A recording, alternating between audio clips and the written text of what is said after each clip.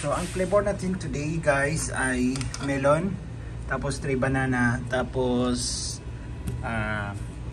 low fat milk, and of course meron ako isang sugar. So ipakita ko sa inyo pag nalagay ko dyan lahat. So yan guys, nalagay na natin dyan lahat. Banana, tapos melon, tapos ito, lagyan na natin ito. I think lagay ko na lahat yan para and tapon na natin yung ito. And close natin to. Make sure na naka-close ng maayos para hindi siya matapon. Ayan.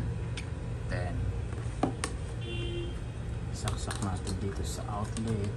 Bismillah.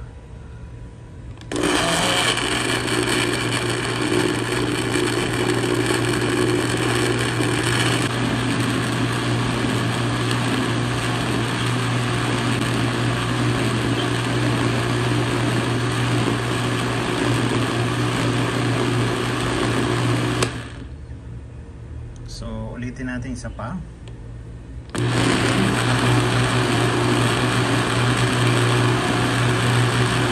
So meron akong 3 baso dito. I-check ko kung i-divide ko ng 3.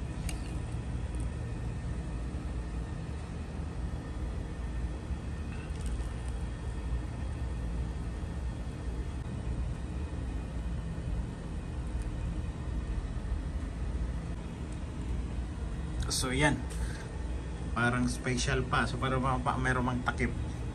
So yan guys, tinakpan ko na, tapos ito sa akin na lang to. Ano ba ang lasa?